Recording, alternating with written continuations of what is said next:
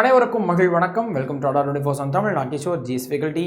மறந்து விடாதீர்கள், மறந்தும் இருந்து விடாதீர்கள் அப்படின்ற மாதிரி ரொம்ப முக்கியமான ரிமைண்டராக நான் இதை சொல்லிக்கிறேன்.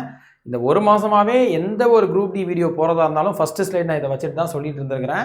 ஸோ மறக்காமல் அப்ளை பண்ணிடுங்க அப்படின்னு. அந்த அப்ளிகேஷன் டேட்டுமே நமக்கு எண்ட் ஆக போகுது. இன்னும் ஒரு 2-3 நாள் தான் இருக்குன்னு சொல்லலாம். அஃபிஷியல் நோட்டிஃபிகேஷனில் நமக்கு அப்ளிகேஷன் ஓப்பன் ஆனது ஜனவரி 31, ஒரு 30 நாள் கிட்ட, ஒரு மாதம் கிட்ட டைம் கொடுத்து மார்ச் 2ஆம் தேதியோட லாஸ்ட் டேட்டு நமக்கு சொல்லியிருக்கிறாங்க. ஸோ இப்போ யூஸ்வலாக ரயில்வேஸ் வந்துட்டு எக்ஸ்டெண்ட் பண்ணுவாங்க தான் டேட். ஆனால் அதுக்குன்னு எப்போ பார்த்தாலும் அதை நம்பிட்டு இருக்க வேணாம். ஸோ மறக்காமல் இன்னும் 2 நாள் தான் இருக்குன்ற பட்சத்தில் அட்லீஸ்ட் சரி ஏதாவது ஒரு பேமெண்ட் மிஸ் ஆகிருக்கலாம். ஸோ நீங்களே ஒரு தடவை அப்ளை பண்ணியிருக்கிறவங்களே ஒரு தடவை ரீசெக் பண்ணிக்கோங்க. ஃபைனல் ஸ்டேஜ் வரைக்கும் அதை கம்ப்ளீட் பண்ணிட்டோமா, இல்லைனா நம்ம வந்துட்டு பாதி அப்ளை பண்ணியிருப்போம், ஏதாவது டவுட் வந்திருக்கும், சரி அப்புறமேட்டு கிளியர் பண்ணலான்னு சொல்லிட்டு டவுட் கிளியர் பண்ணிவிட்டு அப்ளை பண்ணலான்னு விட்டுருப்போம். அதுக்கப்புறம் அப்படியே விட்டுருப்போம், மறந்து போயிருப்போம். ஸோ இவங்க எல்லாருக்குமே ஒரு பெரிய ரிமைண்டராக நான் சொல்லிக்கிறேன்.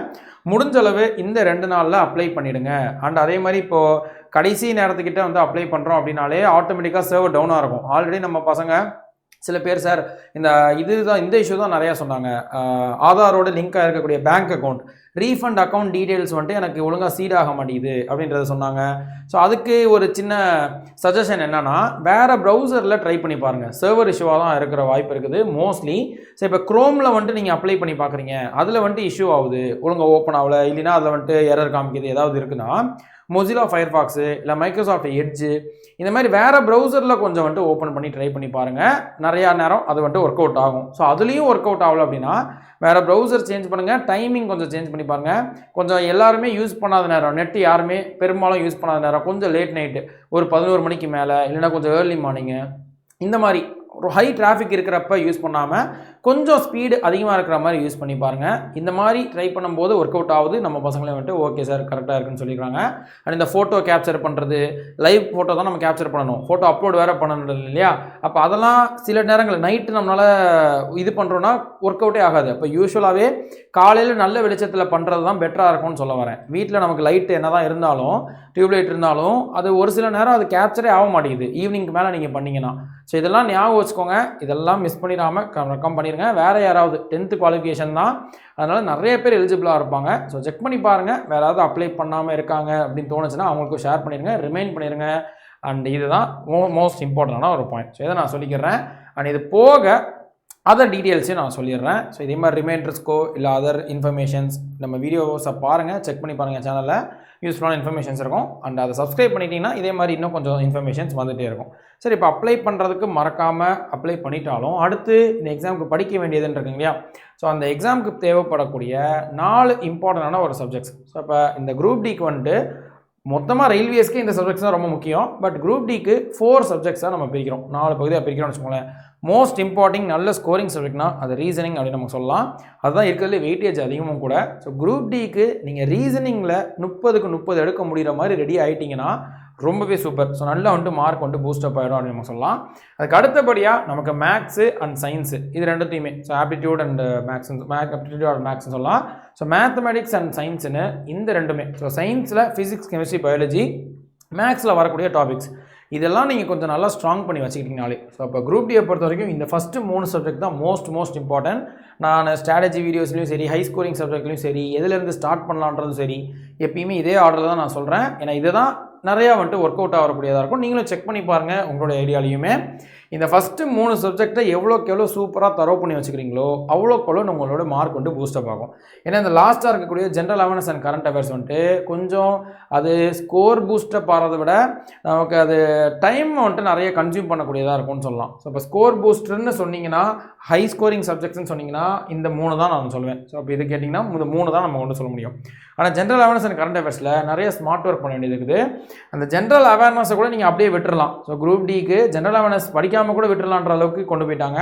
கரண்ட் அஃபேர்ஸ் தான் நிறைய இம்பார்ட்டன்ஸாக கேட்குறாங்க. ஸோ அப்போ இதில் வரக்கூடிய 20 கொஸ்டினில் கரண்ட் அஃபேர்ஸ்க்கு நல்லா வந்துட்டு ப்ரிப்பேர் பண்ணிக்கோங்க. மினிமம் 6 to 8 months உடைய கரண்ட் அஃபேர்ஸ் எக்ஸாமுக்கு முன்னாடியிலேருந்து. இப்போ நீங்கள் இந்த வருஷத்துடைய ஜனவரியில் இருந்தாச்சும் நீங்கள் வந்துட்டு தரவாக படித்து வச்சுக்கிட்டிங்கன்னா ரொம்பவே சூப்பர். ஸோ 2026 ஜனவரியிலேருந்து, ஏன்னா இந்த எக்ஸாம் வந்துட்டு குரூப் டியோடது பெரும்பாலும் இது இந்த அஃபிஷியல் இன்ஃபர்மேஷனில் பெரும்பாலும் மே மாதத்துக்கு கிட்ட மேக்கு அப்புறம் தான் வரும் அப்படின்றத யோசிக்க தோணுது. 2 ஆப்ஷன் இருக்குது. ஒன்று, வரிசையாக அவங்க நோட்டிஃபிகேஷன் படி எக்ஸாம் கண்டக்ட் பண்ணுறாங்கன்னா மே மாதமே வர்றதுக்கு வாய்ப்பு இருக்குது. இல்லை ஆல்ரெடி நமக்கு சொல்லியிருக்கக்கூடிய என்டிபிசி, அது என்டிபிசி அண்டர் கிராஜுவேட்டு, ஜேஇ இது எல்லாத்துக்கும் செகண்ட் ஸ்டேஜ் கண்டக்ட் பண்ணுறாங்கன்னா group D exam July August வர்றதுக்கு வாய்ப்பு இருக்குது, தள்ளி போக வாய்ப்பு இருக்குது. பட் எப்படின்றது அவங்க தான் முடிவு பண்ணுவாங்க. இன்னும் ரயில்வே சைட்லேருந்து இன்ஃபர்மேஷன் வரல. ஆனால் எதுவாக இருந்தாலும் எக்ஸாம் சீக்கிரமாக வந்துருன்றதை மட்டும் மைண்டில் வச்சுக்கிட்டு அதுக்கேற்ற மாதிரி நல்லா படிக்க ஆரம்பிச்சிருங்க. ஸோ அந்த ஐடியாவில் நான் சின்ன சின்ன விஷயம் சொல்லியிருக்கிறேன். நெகட்டிவ் மார்க்குன்றது ரொம்ப முக்கியமான ஞாபகம் வச்சணும். அக்யூரேசி மெயின்டைன் பண்ணணும். முடிஞ்ச அளவுக்கு நம்ம வந்துட்டு கரெக்டான கொஷின்ஸை கரெக்டாக ஆன்சர் பண்ணுறதுக்கு நம்ம ட்ரை பண்ணணுன்றதை நான் சொல்லிக்கிறேன். ஸோ அந்த ஆர்டரில் ஹை ஸ்கோரிங் சப்ஜெக்ட்ஸை மைண்டில் வச்சு ட்ரை பண்ணி பாருங்கள். ரீசனிங்கு அதுக்கு அடுத்தபடியாக மேக்ஸ் சயின்ஸ் ஈக்குவல் இம்பார்ட்டன்ஸ் கொடுக்கலாம். But maths science current affairs and general அவேர்னஸ்னு இது எல்லாத்தையுமே நல்லா வந்துட்டு படித்து வச்சுக்கோங்க. சப்போஸ் சார் நான் அப்ளை பண்ணிட்டேன், இன்னும் நான் படிக்க ஸ்டார்ட் பண்ணலை, இன்னும் கொஞ்ச நாள் தான் இருக்கா, இல்லை நல்லா படிக்க முடியுமா அப்படின்னா எஃபர்ட்ஸ் தான் இங்கே வந்துட்டு விஷயமே. ஸோ எந்த அளவுக்கு நம்ம எஃபர்ட்ஸ் போடுறோமோ அந்த அளவுக்கு வந்துட்டு நம்ம வந்துட்டு உள்ளே போக முடியும் அப்படின்னு நம்ம சொல்லிக்கலாம். ஸோ இப்போ ஸ்க்ராட்ச்லேருந்து ஸ்டார்ட் பண்ணால் கூட நம்ம உள்ளே போகலாம். என்ன, நமக்கு முன்னாடி இருக்கக்கூடிய காம்படிட்டர்ஸு நம்ம கூட இருக்கக்கூடியவங்களே முன்னாடி இருந்து படிச்சுட்டு இருக்காங்க. நம்ம இன்ஸ்டிடியூட்லேயே 3வது பேட்ச் ஸ்டார்ட் பண்ண போகிறோம்.